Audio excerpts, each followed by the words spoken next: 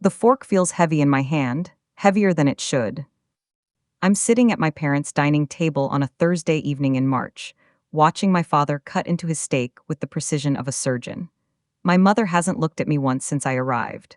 My brother, Derek, sits across from me with that familiar smug expression, the one that says he's already won a game I didn't know we were playing. I'm Sloane Hartley. I'm 32 years old, and for the last decade I've been invisible in this house. So, Derek, my father says, gesturing with his knife, tell your sister about the Henderson account. Derek leans back in his chair, and I can see him puffing up like a peacock. Closed it last week. 3.2 million. Biggest deal the firm's seen in 6 months. Outstanding, my father's voice swells with pride. That's my boy, that's the Hartley drive right there. I take a sip of water. The ice cubes clink against the glass, and for a moment, that's the only sound I focus on. Sloane, my mother says suddenly, and I realize she's been waiting for my father's praise to finish before acknowledging me. What is it you're doing again, that consulting thing? I set down my glass carefully. Business development. I help companies restructure their operations. Right, she waves her hand dismissively. One of those freelance situations. I run my own firm, Mom. Derek snorts. A firm, that's generous. Isn't it just you and maybe a contractor or two? My father cuts in before I can respond. The point is, Derek's moving up in a real company. Structure, hierarchy. That's how you build a career, not this gig economy nonsense. I've heard variations of this speech my entire adult life. I could recite it in my sleep. Speaking of real companies, Derek says, and there's something in his tone that makes me look up. He's got that gleam in his eye, the one he used to get before he'd tell our parents I'd broken something he'd actually broken himself. I've got some news. My father sets down his utensils. Oh. I've been headhunted. Derek pauses for effect. Meridian Solutions. The name lands like a stone in still water. Meridian, my father's eyebrows shoot up. The Meridian Solutions, the tech restructuring firm. The very same, Derek's grinning now. They're expanding their executive team. The recruiter said my portfolio was exactly what they're looking for. I've got a final interview next month. My mother gasps, Derek, that's wonderful. Isn't that wonderful, Sloane? I'm gripping my fork so hard my knuckles have gone white. I force my fingers to relax, force my face into something neutral. That's great, Derek. Great, my father laughs, the booming sound that used to make me shrink into myself as a child. It's exceptional. Meridian Solutions is one of the fastest growing firms in the Northeast. If he lands this, he'll be pulling in $500,000 in a few years. At least, Derek says, the benefits package alone is insane. Company car, full relocation assistance, stock options. Now that's success, my father interrupts. He turns to me, and I see it coming before he opens his mouth. I always see it coming. You should be taking notes, Sloane. This is what happens when you commit to a real career path, when you build something legitimate instead of playing around with your little side projects. The words hang in the air, little side projects. I've been running my company for 6 years. 6 years of 80-hour weeks, of missed holidays and lost relationships, of learning every aspect of business law and financial restructuring from the ground up. 6 years of building something real, something mine. But at this table, in this house, I'm still the daughter who couldn't quite measure up. You know, my father continues, warming to his theme now, it's not too late for you to go back to school. Get an MBA. Join a firm where you can learn from people who actually know what they're doing. Derek could probably put in a word for you somewhere. I don't need Derek to put in a word for me. The sharpness in my voice surprises even me. My mother's eyes widen slightly. Derek's smirk falters. My father just looks irritated. That attitude right there, Sloane, that's part of your problem. You're so defensive, so resistant to guidance. You've always been like this, even as a child. Your brother listens, your brother takes direction, and look where he is. I look at Derek. I see the expensive suit our father probably paid for. I see the Rolex, the one he got as a graduation present when he finished his MBA, a graduation my parents flew first class to attend while they'd mailed me a card when I finished my bachelor's degree. I see the golden child, still golden after all these years. Dad, I say quietly, I'm doing fine. Fine, he practically spits the word. Fine is what mediocre people settle for. Your brother isn't aiming for fine, he's aiming for exceptional. And you know what? He's going to get there because he has the discipline and the drive that you've never had. Something cold settles in my chest. It's a familiar feeling, one I've carried since childhood, but tonight it feels different. Heavier, more final. I'm very proud of Derek, my father continues. I tell everyone about him. My son, the executive, my son who's about to join Meridian Solutions, my son who knows what success looks like. He doesn't say the next part out loud. He doesn't have to. Not like you. I reach for my water glass again, but my hand is trembling slightly, so I pull it back. I will not let them see me shake. I will not give them that satisfaction. You know what your problem is, Sloan? Derek leans forward, and I can smell his cologne, something expensive and assertive. You're afraid of real competition. That's why you work alone. That's why you've never joined a major firm. You can't handle being measured against people who are actually good at this. My mother makes a soft noise, something that might be protest, but she doesn't actually say anything. She never does. I'm not afraid of competition, I say. Could have fooled me. Derek sits back, satisfied. You've been doing your little consulting thing for what, 5 years? 6, and where has it gotten you? You're still renting that apartment in the city, still driving that beat-up Honda. Mom says you didn't even come to Christmas last year because you were busy with work. He makes air quotes, and I want to throw my water in his face. I was closing a deal worth $40 million, I say quietly. My father laughs. Sloan, come on, let's be realistic here. And there it is, the fundamental truth of my existence in this family. Nothing I say will ever be believed. No achievement will ever be real. No success will ever be enough. Because I'm not Derek.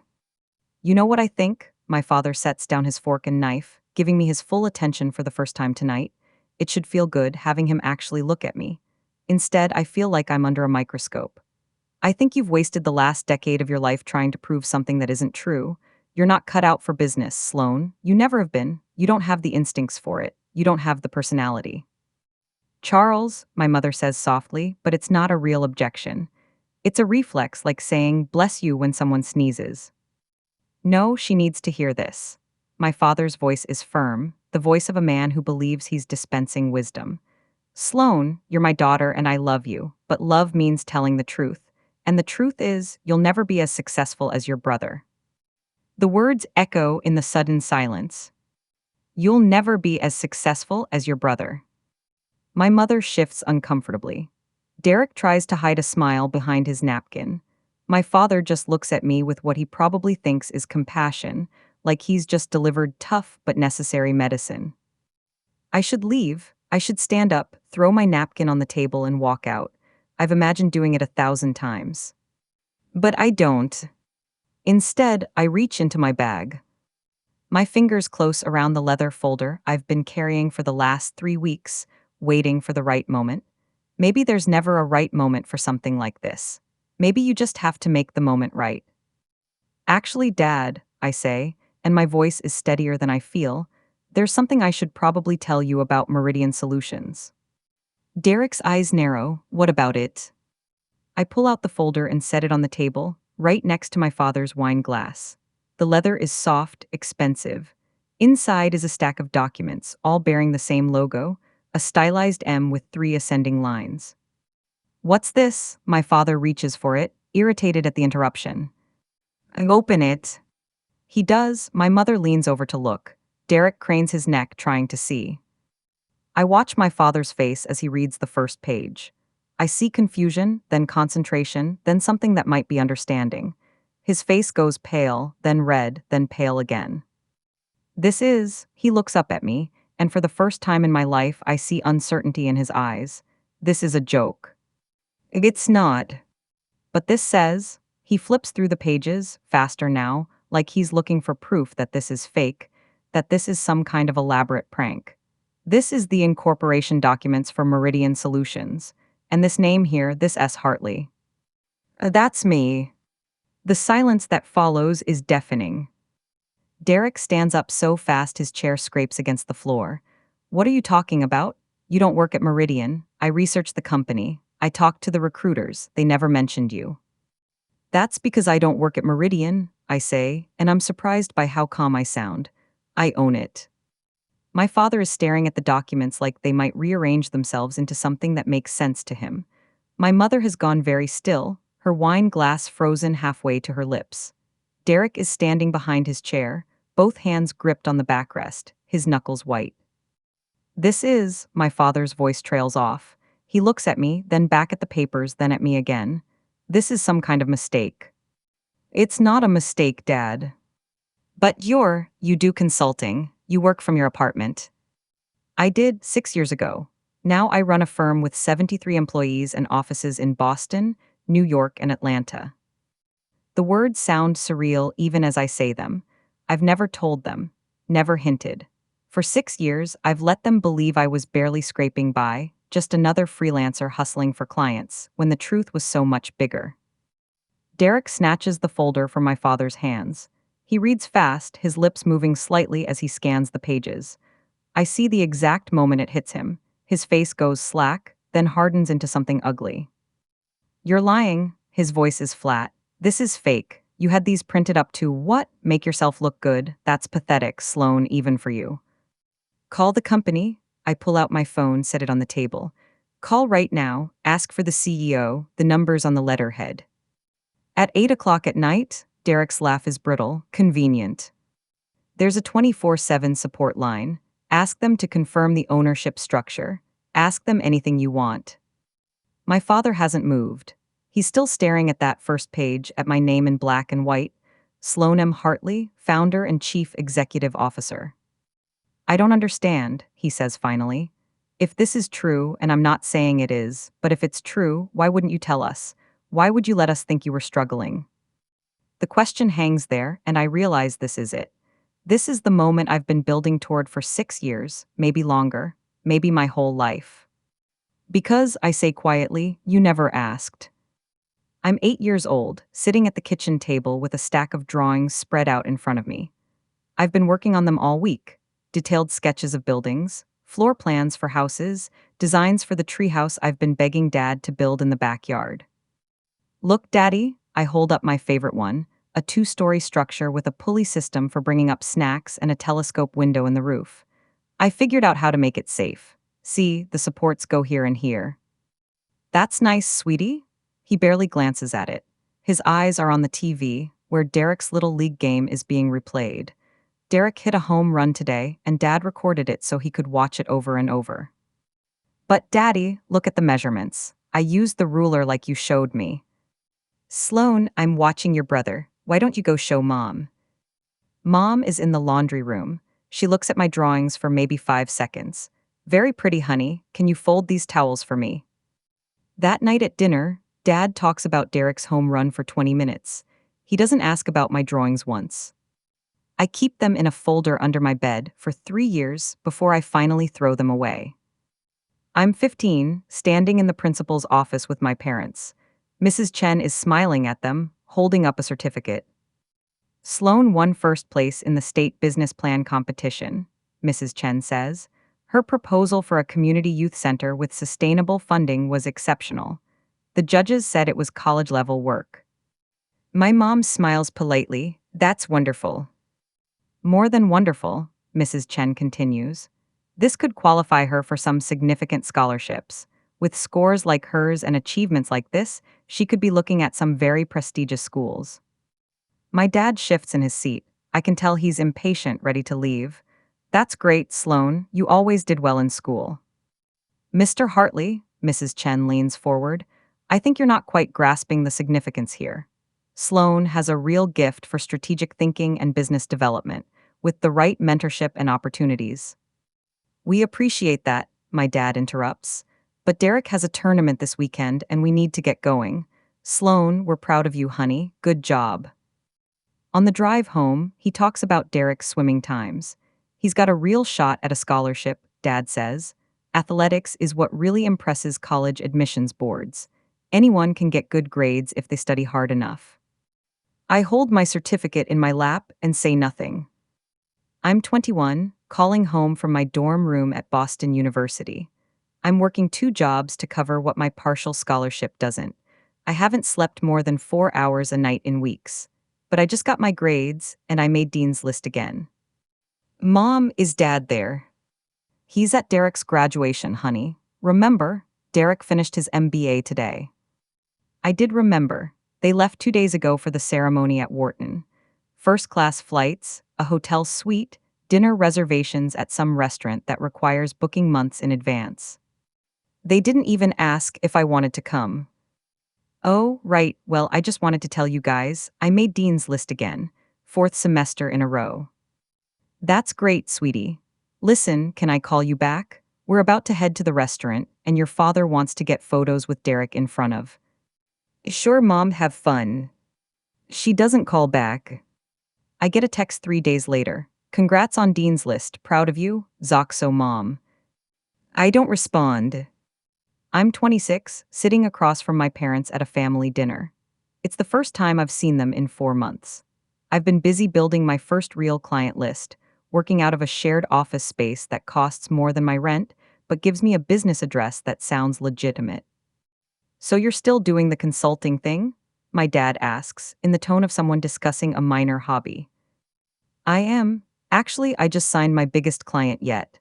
A manufacturing company that needs a complete operational overhaul. It's a 2-year contract. That's nice. He takes a bite of his chicken. Derek got promoted again, senior vice president now, youngest SVP in his firm's history. That's great, I say automatically. He's really going places. My dad's voice swells with that familiar pride. I always knew he would. He's got that drive, that hunger for success. I think about the 18-hour days I've been working, the clients I've wooed, the proposals I've written, the systems I've optimized. I think about the 3 companies I've saved from bankruptcy in the last year alone. Yeah, I say quietly, drive is important. My mother changes the subject to Derek's new girlfriend. She's from a good family, apparently. They might get engaged soon. No one asks if I'm seeing anyone. No one asks about my work, my life, my dreams. I leave right after dinner, claiming an early morning meeting. I sit in my car in their driveway for 10 minutes before I can make myself turn the key. Back at the dinner table, my father is still holding the incorporation documents. His hands are shaking slightly. 6 years, he says. You've been lying to us for 6 years. I didn't lie, you assumed, I just didn't correct you. That's the same thing. Is it? I lean back in my chair, and I feel strangely calm now, like I've been holding my breath for years and I'm finally exhaling. Because I seem to remember telling you about clients I signed, about contracts I closed, about the office space I leased. You just never listened. That's not fair, my mother says softly. We've always been interested in your work. I look at her, really look at her, and I see the discomfort in her eyes. She knows I'm right, she's always known. Mom, when was the last time you asked me how work was going? She opens her mouth, closes it. Well, we talk all the time. We talk about Derek's work. We talk about his promotions, his bonuses, his achievements. When was the last time you asked me about mine? Derek slams the folder down on the table. This is such bullshit. You're seriously trying to make us feel bad because you decided to hide your success? That's on you, Sloan. You're right, I say, and the agreement seems to surprise him. It is on me. I chose not to fight for your attention anymore. I chose to build something without needing your validation. And you know what? It was the best decision I ever made. We would have been proud of you, my father says, and there's something in his voice I've never heard before. Defensiveness, maybe, or hurt. If you told us, we would have celebrated with you. Would you? I meet his eyes. Really? Because, Dad, you just told me 10 minutes ago that I'll never be as successful as Derek. You told me I'm not cut out for business. You told me I've wasted the last decade of my life. Does that sound like someone who would have celebrated my success? He flinches, actually flinches. And Derek, I turn to my brother, you've been interviewing for a job at my company. You've been bragging about how you're going to work for Meridian Solutions like it's some kind of achievement. Did you ever wonder why I never mentioned it? Did you ever think maybe I was protecting you from the humiliation of knowing you were trying to get hired by your little sister? Derek's face goes crimson. You're not. I didn't know. That's not. You researched the company, you said. Top to bottom. You talked to recruiters. You prepared for your interview. But you never once thought to ask me if I knew anything about Meridian Solutions. Because it never occurred to you that I could be successful enough to have information worth asking for. The truth of it settles over the table like snow. I built this company from nothing, I continue, and my voice is steady now, certain. I worked every day for 6 years. I sacrificed relationships, health, sleep. I missed weddings and birthdays and holidays. I ate ramen for dinner more times than I can count because every spare dollar went back into the business. I did all of that while you three sat here in this house, convinced I was failing. Convinced I was the disappointment, the one who couldn't measure up. Sloan, my mother starts. And you know what the worst part is? I almost believed you. There were so many nights when I sat in my apartment, exhausted and alone, wondering if you were right, wondering if I was wasting my time, wondering if I should just give up and get a real job like you all wanted. We never wanted you to give up, my father says. Yes, you did. Every time you compared me to Derek, every time you dismissed my work, every time you talked about his success without once asking about mine, you were telling me to give up. You were telling me I wasn't good enough, that I would never be good enough. The silence stretches. My mother is crying now, quiet tears running down her cheeks. My father looks older somehow, like he's aged 10 years in the last 10 minutes. Derek is still standing, his hands gripping the chair back like it's the only thing keeping him upright. I should feel triumphant. I should feel vindicated. This is what I wanted, isn't it? This moment when they finally see me, finally understand what they've done. But mostly, I just feel tired. I need some air, Derek says suddenly. He walks out of the dining room without looking at any of us. A moment later, I hear the front door open and close. My father carefully sets down the documents, like they might explode if he's not gentle enough. I don't know what to say. You don't have to say anything. But I do. He runs his hand over his face, and I notice the gray in his hair, the lines around his eyes that weren't there the last time I really looked at him. Sloan, I made mistakes. I see that now. Do you? Don't do that. His voice hardens slightly, a flash of his old authority. Don't punish me for trying to apologize. I'm not punishing you, Dad. I'm asking if you really understand. Because from where I'm sitting, it looks like you're apologizing because you found out I'm successful, not because you realize you treated me badly. He opens his mouth, closes it. My mother makes a small noise, something between a sob and a laugh. She's right, Mom says quietly. Charles, she's absolutely right. My father looks at her, shocked. My mother almost never contradicts him, especially not in front of Derek and me. All these years, Mom continues, and her voice is stronger now, I watched you push Derek forward and hold Sloan back. I watched you celebrate every tiny thing Derek did while ignoring Sloan's real achievements. And I said nothing. I told myself you were just being a proud father, that you loved them both equally. But that was a lie. We both know that was a lie. Helen. No, let me finish. She looks at me, and there's something raw in her expression. Sloan, I am so sorry. I should have stood up for you. I should have made your father see what he was doing. I should have celebrated you, believed in you, been there for you. Instead, I took the easy path. I let it happen because it was easier than fighting with your father, easier than rocking the boat. I don't know what to say. In 32 years, I've never heard my mother speak like this. And now, she continues, you've built something extraordinary and you did it without us. Without our support, without our belief, without our help. You did it alone because we failed you so completely that you couldn't even trust us to be happy for your success. The tears are falling freely now. My father reaches for her hand, but she pulls away. I'm so proud of you, Mom says, looking directly at me. I know it's too late to say that now. I know I don't have the right to be proud when I wasn't there for any of it. But I am. I'm so incredibly proud of you, Sloan, and I'm so ashamed of myself. Something cracks open in my chest. All these years, I thought I didn't need their approval. I thought I'd moved past wanting their pride.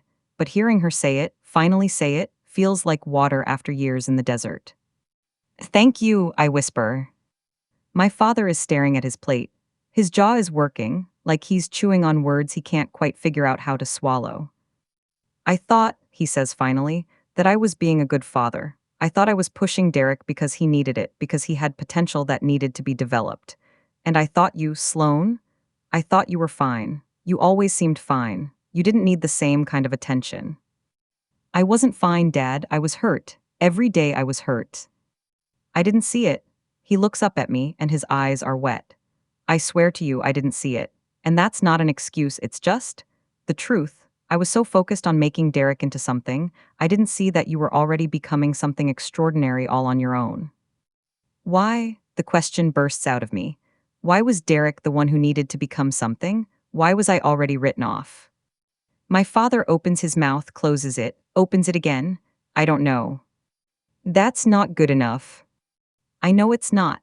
He stands up, paces to the window, looks out at the dark yard. Maybe because you reminded me too much of myself. When I was young, I had dreams, big dreams. I wanted to start my own business, be my own boss, but I was too scared, too worried about failure. So I got a corporate job, worked my way up the ladder, played it safe. And I've spent the last 35 years wondering what might have been if I'd just had the courage to try. He turns back to me. When I look at you, I see the dreamer I used to be, and it terrified me. I was so afraid you'd end up like me, full of regrets, always wondering what if. So I tried to steer you away from it. I tried to push you toward the safe path, the corporate path, the path that wouldn't lead to disappointment. But I'm not disappointed, I say. I'm successful. I did what you were too scared to do. I know, his voice breaks. I know, and I'm so sorry. I let my fear become your burden. I projected my failures onto you. And in the process, I missed watching my daughter become something I never had the courage to be. The front door opens.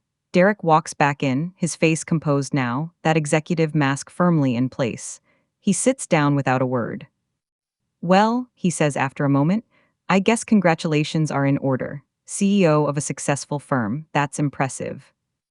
There's no warmth in his voice, no real congratulations, just the hollow performance of civility. Derek, my mother says. No, I mean it, it's impressive. Really? He looks at me and there's something calculating in his eyes. So, about that interview next month, I'm assuming that's not happening now. I could say yes. I could tell him the position is already filled, that he never had a real shot, that the interview was just a courtesy. I could let him walk away believing he lost the opportunity because of this dinner, because of me. But I don't. The interview is still scheduled, I say, if you want it. He blinks. What? You applied for a position, your resume is strong, your experience is relevant. The hiring committee recommended you for a final interview. None of that has changed. But you're the CEO, you can just hire me or not hire me or whatever.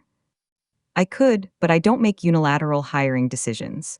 We have a process for a reason. If you want the job, you'll have to earn it like everyone else who works for my company. Derek stares at me. You're serious. I'm always serious about my business. But I'm your brother. I know, and if you're good enough, you'll get the job. If you're not, you won't. That's how it works at Meridian Solutions. We don't play favorites.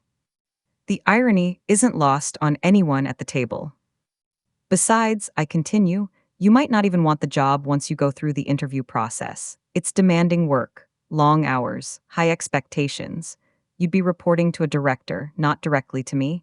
And I don't give special treatment to anyone, family or otherwise. Derek's jaw tightens. I can handle demanding work. I'm sure you can. That's why you made it to the final round. He looks like he wants to argue, to push back, but he can't quite figure out what to push against. I'm not being cruel. I'm not being generous. I'm being fair.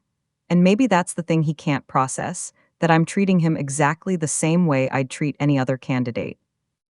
I need to think about it, he says finally. Take your time. The interview isn't until next month. Just let HR know by the end of next week if you want to move forward. He nods stiffly and stands up. I'm going to head out. It's been a lot. Derek, I say, and he pauses at the doorway. For what it's worth, I hope you get the job. You'd be an asset to the team. He looks at me for a long moment, and I can't quite read his expression. Then he nods once and leaves. The three of us sit in silence for a while. My father returns to his seat. My mother picks up her wine glass, sets it down without drinking. What happens now? My father asks. I don't know, I say honestly. That depends on you. What do you mean? I mean, you have a choice to make. You can accept what I've become and move forward, or you can keep clinging to the version of me you want me to be. But I'm not going to keep fighting for your approval. I'm not going to keep trying to prove myself. I built Meridian Solutions without you. I'll keep building it without you if I have to. You shouldn't have to, my mother says. No, I shouldn't, but I can, that's the difference. My father is quiet for a long time. When he finally speaks, his voice is rough. I want to know you, the real you, the woman who built a multi-million-dollar company, the daughter I should have been paying attention to all along. Then you'll have to listen when I talk, you'll have to ask questions, you'll have to see me as something other than Derek's less successful sister. I can do that. Can you? I meet his eyes. Because it's not just about tonight, Dad. It's about every dinner from here on out, every phone call, every holiday. You're going to have to do the work of being my father, not just Derek's. He flinches at that, but he doesn't look away. I understand. I hope so, because I'm not going to settle for fine anymore. I'm not going to settle for being an afterthought. Either I'm your daughter, really your daughter, someone you're proud of and interested in and invested in, or I'm not. There's no middle ground left. There shouldn't be, my mother says. There never should have been. I stand up, pick up my bag. The leather folder with the incorporation documents is still sitting on the table. My father looks at it like it's a bomb. Keep those, I say. Read them. Learn about what I've built. And if you have questions, if you want to know more, call me. Really call me, not just an obligatory check-in every few weeks. Call me because you're curious, because you care. I do care, my father says. Then show me, not with words, with actions. I walk to the door, my mother follows me. Sloan, she says, and her voice is small, uncertain. Will you come back for dinner next week? I don't know, Mom, maybe. If I do, things need to be different. They will be, I promise. Don't promise, just do it. She nods, wipes her eyes. I love you. I know I haven't shown it the way I should, but I do love you. I know, and I do. That's never been the question. The question has always been whether love is enough when it's not backed up by respect, by interest, by genuine pride. I love you too. I drive home through empty streets, my hands steady on the wheel. My phone buzzes with a text, but I don't look at it. Not yet. Right now, I just need to breathe. The city lights blur past my window. I think about that 8-year-old girl with her treehouse drawings. I think about the 15-year-old with her business plan certificate. I think about every version of myself that sat at that dinner table, invisible and unheard. I think about the woman I became in spite of it all. My apartment is dark when I get home. I don't turn on the lights right away. I just stand in the doorway, letting my eyes adjust, letting the silence settle around me. The text on my phone is from my assistant, Jordan. Hope dinner went well. Remember you have the board meeting at 8 a.m. Draft agenda is in your inbox.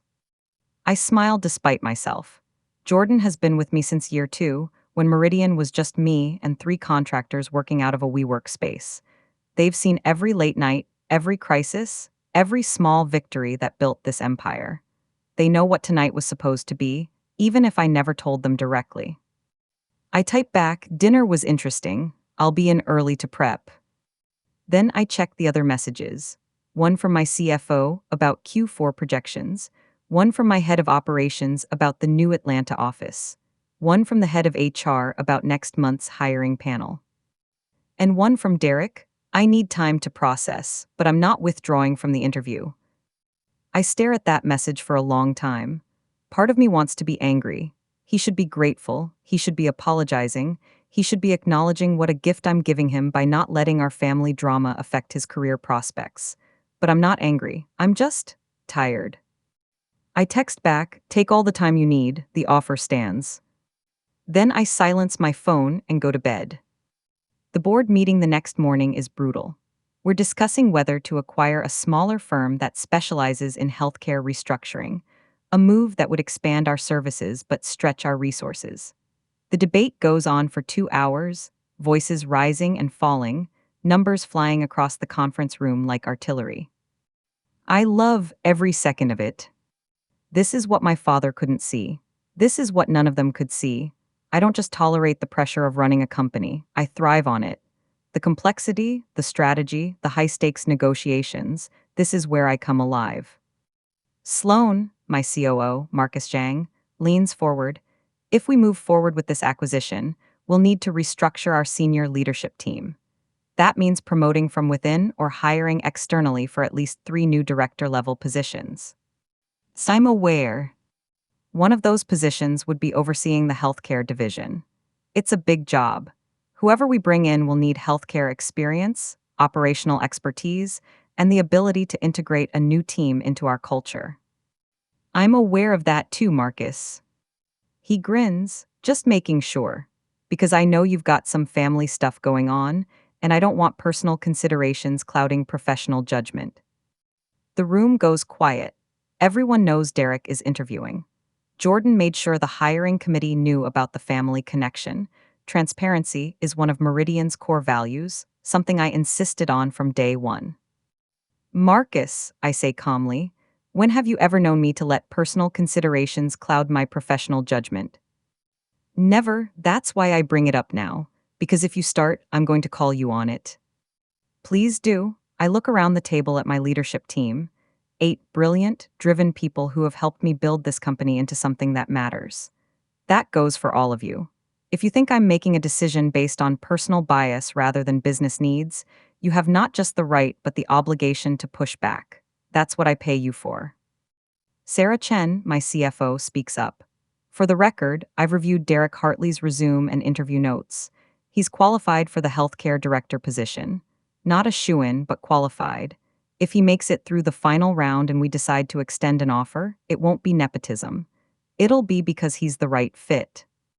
And if he's not, I ask, then we pass and find someone who is, same as we would with any other candidate. Good, now back to the acquisition. I want projections for 3 scenarios: aggressive integration, moderate integration, and maintaining separate operations for the first year. Full analysis by end of week. The meeting continues. By the time we break for lunch, we've made decisions that will affect hundreds of people and millions of dollars. This is my normal. This is my life. My father was wrong about me, not just a little wrong, fundamentally, completely wrong. And now he knows it. 3 days later, my mother calls. Sloan, do you have a minute? I'm in my office, reviewing contracts, but I close my laptop. Sure, Mom, what's up? I wanted to apologize again. Not just for the other night, but for everything, all of it. Every time I should have spoken up and didn't. Every time I should have celebrated you and chose to stay quiet instead. Every single moment I failed you as a mother. Her voice cracks on the last word, and I hear the tears underneath. I've been thinking, she continues, about all the times you tried to tell us about your work, about your clients, your wins, your growth, and I realized you did try. You did tell us. We just weren't listening. We were so focused on Derek's traditional success that we couldn't see your unconventional success. And that's on us. That's on me. I lean back in my chair, looking out my office window at the Boston skyline. Thank you for saying that. It's not enough. I know it's not enough, but I want to do better. I want to be the mother you deserve to have all along. Mom, I'm 32 years old. We can't go back and fix the past. No, we can't, but maybe we can build a different future. She takes a shaky breath. Would you be willing to have coffee with me? Just the 2 of us. I want to hear about Meridian, about how you built it, what it was like, what you're proud of. I want to actually know you, Sloan, the real you. I close my eyes. This is what I've wanted for so long. And now that it's here, I'm almost afraid to reach for it, afraid it'll vanish like morning fog. Okay, I say finally, coffee, just us. Really? The hope in her voice is almost painful. Really? But Mom, I need you to understand something. This can't be a one-time thing. If you want to be part of my life, actually part of it, you have to show up consistently. Not just when it's convenient, not just when you feel guilty. Consistently. I will, I promise I will. Don't promise, just do it. You're right, you're absolutely right, she laughs, a wet sound. When did you get so wise? Somewhere between being dismissed and becoming successful. The words are harsher than I intend, but they're true. Mom doesn't flinch from them. I deserve that, she says. I deserve much worse than that, but I'm grateful you're giving me a chance anyway. We make plans for coffee on Saturday. After we hang up, I sit in my office for a long time, watching the city move below me. Buildings full of people, all with their own families, their own complications, their own invisible wounds. I think about forgiveness. Not the easy kind, the kind you grant because it's expected or because someone says the magic words, but the hard kind. The kind where you acknowledge the hurt, hold space for it, and then slowly, carefully, start building something new on top of the ruins. I don't know if my family and I can build that something new, but for the first time, I'm willing to try. Saturday morning, I meet my mother at a small cafe in Cambridge. She's already there when I arrive, sitting at a corner table, nervously turning her coffee cup in circles. Ty's mom. Sloane, she stands up, and for a moment, I think she's going to hug me. Instead, she just gestures to the chair across from her. Thank you for coming. I order a latte from the counter and join her. For a minute, we just sit there, two women who share DNA and history and damage, trying to figure out where to start. Tell me about the beginning, Mom says finally. When did you first know you wanted to start your own company? And so I do. I tell her about working those two jobs in college, about watching companies make terrible decisions and knowing I could do better. I tell her about my first client, a small manufacturing firm that was weeks from bankruptcy. About the long nights I spent analyzing their operations, finding inefficiencies, restructuring their workflows. They were going to close, I say. 35 employees were going to lose their jobs, but I found a way to save them. We cut costs by 40%, increased productivity by 30%, and within 6 months they were profitable again. And I thought, this is it. This is what I'm supposed to do. My mother is listening intently, her coffee forgotten. You saved 35 jobs.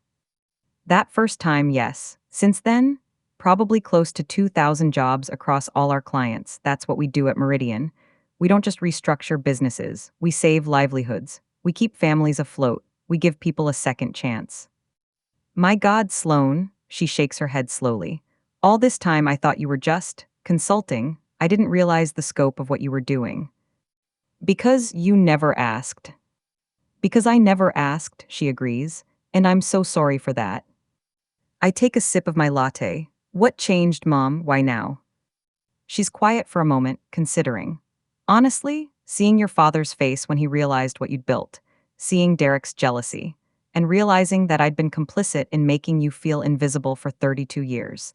I couldn't live with that anymore. I couldn't keep being the woman who chose comfort over her daughter's happiness. It wasn't just my happiness, it was my dignity. Yes, your dignity, your worth. Your right to be seen and celebrated and loved for who you actually are, not who we wanted you to be. The cafe is filling up around us, weekend crowds looking for caffeine and pastries, normal people living normal lives. I wonder how many of them have family wounds like mine. How many of them are sitting across from mothers or fathers or siblings, trying to bridge gaps that feel too wide to cross. Can I tell you something? My mother asks. Something I've never told anyone. Okay. I wanted to start a business too. When I was young, before I married your father, I wanted to open a bookstore. A real one, the kind where people could sit and read for hours, where we'd host author events and book clubs. I even had a business plan. I'd saved money, found a location. She looks down at her hands. But my parents thought it was a foolish dream. They said I should marry well, have children, be practical. And when I met your father, he was so confident, so successful. It seemed like the smart choice, the safe choice. What happened to the bookstore? I let it go. I convinced myself it was just a fantasy, that I wasn't cut out for it, that I'd probably fail anyway. She looks up at me, and her eyes are haunted. And then I watched you dream the same dreams I'd had. I watched you refuse to let them go, refuse to play it safe. And instead of cheering you on, instead of helping you succeed where I'd failed, You tried to make me fail too. Not consciously, but yes. On some level, yes, because if you succeeded, it meant I could have succeeded too. It meant I gave up for nothing, and I couldn't face that. The honesty is stunning. I don't know what I expected from this coffee, but it wasn't this raw, painful truth. Mom, I say carefully, you're 62 years old, it's not too late. For a bookstore. For whatever you want, you don't need Dad's permission. You don't need anyone's permission. She laughs, but it's sad. I'm not like you, Sloan. I don't have your courage. You're having coffee with me right now, acknowledging things that most people would rather bury forever. That takes courage. She reaches across the table, stops just short of taking my hand. May I? I nod. Her hand is warm, and I realize this might be the first time we've held hands in decades. I'm so proud of you, she says, not just for building Meridian, but for not letting us break you, for being stronger than I ever was. You're not broken, Mom, you're just dented. She smiles through tears. Dented, I like that. We talk for 2 more hours. She asks questions about the company, real questions, detailed questions that show she's actually interested. I tell her about our expansion plans, about the challenges of managing a growing team, about the satisfaction of watching employees I've mentored move into leadership roles.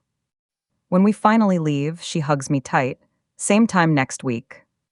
Same time next week, I agree. As I walk back to my car, I feel something shift inside me. Not forgiveness, not yet, but maybe the beginning of it. The first crack in the wall I've built around my family, letting in just enough light to see what might be possible. Derek's final interview is on a Wednesday afternoon. I'm not on the panel. I recused myself to avoid any appearance of bias, but I see him in the waiting area when I pass by on my way to another meeting. He's wearing his best suit. His resume folder is crisp and new. He looks nervous. Derek. He stands up quickly. Sloan, hi, I wasn't sure if I'd see you. I work here. You're bound to see me occasionally. Right, of course.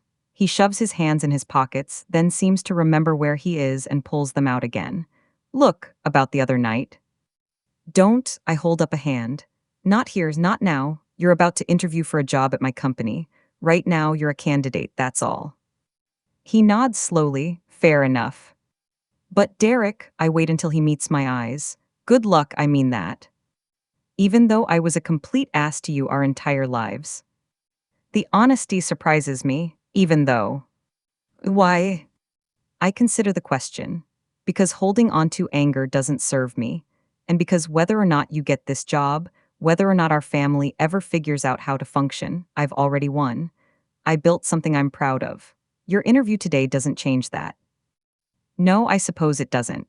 He looks down at his resume folder. For what it's worth, I read everything you gave Dad. The incorporation documents, the growth reports, all of it. Meridian is. It's impressive, Sloan, really impressive. Thank you. And I'm sorry for all of it. The comparisons, the dismissals, the way I lorded my success over you when you were actually succeeding on a completely different level. I was threatened by you, and I didn't even realize it until that dinner. Threatened by me? Derek, you've been the golden child since birth. Exactly, I've been the golden child. I've had Mom and Dad's approval, their pride, their attention. But you know what I've never had? The satisfaction of earning it. Everything I've accomplished, there's always been this voice in my head saying it's because of their support, their connections, their money. I've never had to fight for anything. You've had to fight for everything. And deep down, I knew that made you stronger than me. That scared the hell out of me. I don't know what to say to that. In all my imagined confrontations with Derek, I never pictured him being vulnerable. You might not get this job, I say finally. The panel is tough and we have other strong candidates. As I know. But if you do get it, I'll expect the same level of excellence I expect from everyone who works here. No special treatment. I wouldn't want special treatment. Good. Jordan appears at the end of the hallway. Sloan, your 2 o'clock is here. Be right there. I turn back to Derek. The panel is waiting for you in conference room B, third door on the left. He picks up his folder. Thanks, Sloan, for everything. I watch him walk down the hallway, shoulders back, ready to fight for something for maybe the first time in his life. I hope he gets it, not because he's my brother, but because he's finally willing to earn it. That evening, my father calls. Sloan, it's Dad. Hi, Dad. Silence on the line, I wait.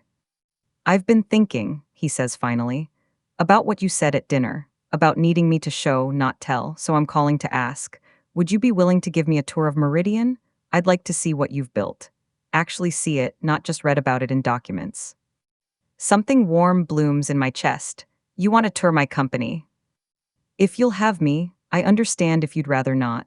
I know I have a lot to make up for, but I thought maybe this could be a start. I think about saying no, about making him wait, making him prove himself over months or years before I let him into this part of my life. But that's not who I want to be. I don't want to be someone who holds grudges as currency. Friday afternoon, I say, 2 o'clock, come to the main entrance and tell the receptionist you're here to see me. Friday at 2, I'll be there. He pauses. Thank you, Sloan, for giving me a chance. Don't thank me yet, just show up. I will, I promise. Dad, no more promises, just action. Right, action, I'll see you Friday. After we hang up, I sit at my kitchen table with a cup of tea and my laptop, answering emails and reviewing reports. This is my life now, not fighting for scraps of approval, not constantly trying to prove myself to people who refuse to see me, just building, growing, leading. My phone buzzes with a text from Jordan. Hiring panel just finished with Derek Hartley. They want to meet tomorrow morning to discuss. Preliminary feedback is positive. I text back, schedule it, and Jordan, make sure they know I want an honest assessment. No bias either way. Already done, you taught me well, boss. I smile at the phone. Jordan's right. I did teach them well. I've taught all my team well. That's what leadership is, not hoarding power, but multiplying it. Not needing to be the smartest person in the room, but hiring people who are smarter than you in their areas of expertise. My father never understood that. He saw business as a hierarchy, with him at the top and everyone else scrambling below. But I've built something different. I've built a team of equals, where the best idea wins regardless of who says it.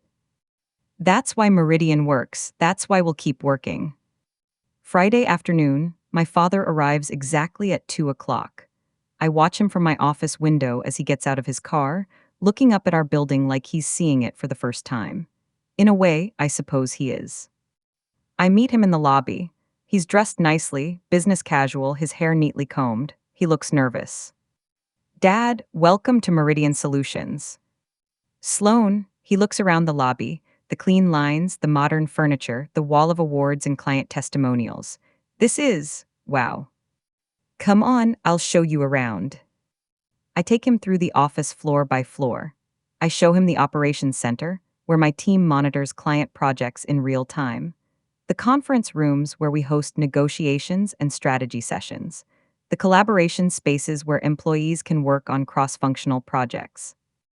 I introduce him to my leadership team. Marcus shakes his hand and talks about our operational efficiency metrics. Sarah shows him our growth charts, 30% year over year for the last 4 years. Jordan brings up our employee satisfaction scores, consistently in the top 5% of firms our size. My father listens to all of it, asking questions, taking it in. I watch him realize, bit by bit, exactly what I've built. Not just a company, but a culture. A place where people want to work, where excellence is expected and innovation is rewarded. This is incredible, he says as we finish the tour in my office. Sloan, I had no idea. You could have known, any time in the last 6 years. I know, he sinks into one of my visitor chairs. I know, and that's what kills me. I could have been part of this. I could have watched you build this from the ground up. Instead, I spent those years talking about Derek's promotions and ignoring your actual empire building. He looks up at me and his eyes are red. I was a terrible father to you. Not just neglectful, actively terrible. I made you feel small when you were becoming enormous. I dismissed you when I should have been celebrating you. And I did it all while convincing myself I was being a good parent. That's the part I can't forgive myself for. I thought I was helping you by pushing you toward realism, when really I was just projecting my own failures onto you. Dad. No, let me finish. I need to say this. He takes a breath. You were right the other night. I'll never be as successful as you. Not because I don't have the skills or the intelligence, but because I never had your courage. You built this because you believed in yourself even when no one else did. You took risks I was too scared to take. You fought for your vision when everyone around you was telling you to give up. That's not just success, Sloan. That's heroism. I sit down in my desk chair, suddenly unsteady. I'm not a hero, Dad. I'm just stubborn. You're both, and I'm so sorry I didn't see it sooner. He pulls out his phone, scrolls through something, then holds it up to show me. It's a photo of me at 8 years old holding up my treehouse drawings. Your mother sent me this. She's been going through old photo albums. Do you remember this? I remember. You came to me so excited about these plans. You'd worked on them for days, and I brushed you off because I was watching Derek's baseball game. He stares at the photo. I've thought about that moment every day since dinner. How excited you were, how carefully you'd drawn everything, how your face fell when I dismissed you. Dad, that was over 20 years ago. It wasn't just that day, though, was it? It was 1,000 days like that. 1,000 small dismissals that added up to you learning not to share your dreams with me, not to trust me with your successes, not to believe I'd be proud of you. He sets down his phone. I can't change the past, but I'm asking for the chance to change the future. I want to be the father you deserved. I want to hear about your work, your challenges, your victories. I want to actually know you, Sloan. And I understand if you're not ready for that, if you never get ready for that. But I'm here, I'm finally here. I look at this man who's been a giant in my life, sometimes a giant I was fighting against, sometimes a giant whose shadow I couldn't escape. For the first time, he looks human-sized, flawed, regretful, real. I'm having coffee with Mom every Saturday, I say. Maybe you could join us sometimes. I'd like that very much. And I have a board dinner next month. Spouses and family are invited, if you and Mom want to come. We'll be there, he smiles, and it's tentative but genuine. Thank you, Sloan, for not giving up on us. I haven't decided if I'm giving up or not, I say honestly. I'm just trying, that's all I can promise right now. Trying is enough, more than enough. After he leaves, I stand at my window again, watching the city lights come on as evening falls. My phone buzzes with a message from the hiring committee. Unanimous decision to extend offer to Derek Hartley for healthcare director position, pending your final approval as CEO. I look at the message for a long time, then I type, approved, have HR send the offer letter Monday morning. Derek earned it not because he's my brother but because he's qualified. That's all that matters at Meridian: competence, excellence, merit. It's the company I built, the legacy I'm creating. And nobody, not my father, not Derek, not anyone, can take that away from me. The conference room is packed. Board members, senior leadership, key stakeholders, everyone who matters to Meridian's future is here for the Q3 review. I'm standing at the head of the table, presenting our acquisition integration results. The healthcare firm we bought 6 months ago is now fully operational as part of Meridian, and the numbers are better than projected. Revenue from the healthcare division is up 42%, I say, clicking through the presentation. Client satisfaction scores are at 93%, and we've successfully retained 87% of the acquired company's original employees. Outstanding work, Marcus says. The integration team really delivered. I glance at Derek, who's sitting 3 seats down from me. Derek, do you want to walk through the operational challenges you faced? He stands, and I'm struck by how different he looks. More confident, but in a quieter way. Like he's finally comfortable in his own skin instead of performing for an invisible audience. The biggest challenge was cultural integration, Derek says. The acquired firm had a very different operating style, more hierarchical, less collaborative. We spent the first month just listening, understanding their processes, their concerns, their strengths. Then we gradually introduced Meridian's collaborative approach, always explaining the why behind every change. He clicks to the next slide. We also made sure to promote from within wherever possible. 3 of the acquired firm's employees are now in director-level roles. That sent a clear message: we're not here to replace you, we're here to grow with you. Excellent strategy, Sarah says. This is exactly the kind of thoughtful leadership we need as we continue expanding. The meeting continues for another hour, covering financial projections, strategic initiatives, and operational challenges. It's intense, demanding, exactly what I love. After everyone leaves, Derek hangs back. You have a minute, he asks. Sure, what's up? I just wanted to say thank you for giving me this chance. I know I didn't deserve it. Derek, stop, you earned the job. The committee chose you because you were the best candidate. Maybe, but you created the environment where I could be the best candidate. You taught me how to lead by actually listening instead of just commanding, How to build teams instead of hierarchies. How to? He trails off, searching for words. How to be good at this instead of just looking good at it. That's what we do here. We make people better. You made me better as a professional and as a person. He hesitates. And as a brother, I know we're not close and maybe we'll never be, but I respect you now in a way I never did before. And I'm grateful for that. I respect you too, Derek. You've worked hard these last 6 months, really hard. I had a lot to prove. To you, to the team, to myself. He grins. Turns out it's much more satisfying to earn success than to have it handed to you. Welcome to my world. After he leaves, I pack up my laptop and head for the elevator. It's 7 o'clock on a Friday night, and I'm meeting my parents for dinner. A real dinner, where they ask about my work and actually listen to the answers. Where my mother talks about the small bookshop she's thinking about opening. Just thinking, but it's a start. Where my father shares business articles he's read and asks for my perspective. It's not perfect. There are still moments of old patterns, old assumptions, but it's different, real, honest. As I drive to the restaurant, I think about the woman I was 6 months ago, sitting at that same dinner table, watching my father compare me unfavorably to Derek. I think about sliding those incorporation documents across the table, watching the truth dawn on their faces. I thought that moment would be pure triumph, pure vindication, and it was for a moment. But the real victory wasn't the look on their faces. It was what came after, the hard conversations, the slow rebuilding of trust, the choice to move forward instead of staying trapped in the past. I built Meridian Solutions without my family's support. That will always be true, and I'll always be proud of it. But I'm building the rest of my life with them. That's different, harder, more uncertain. And somehow, more meaningful. My phone buzzes with a text from Jordan. Forbes is running that profile on you next week. Heads up, they're calling you one of the most innovative CEOs under 40. Boss lady, you're going to be famous. I smile at the phone. Fame is temporary, good work is permanent, but I'll take it. That's why you're the boss. See you Monday. I pull into the restaurant parking lot. Through the window, I can see my parents at a corner table. My father is showing my mother something on his phone, probably another article about business development he wants to discuss with me. My mother is laughing, relaxed in a way she never used to be. They look up when I walk in and both of them smile. Real smiles, warm and genuine. Sloan, my mother waves me over. We were just talking about your Q3 presentation. Your father was at the office today.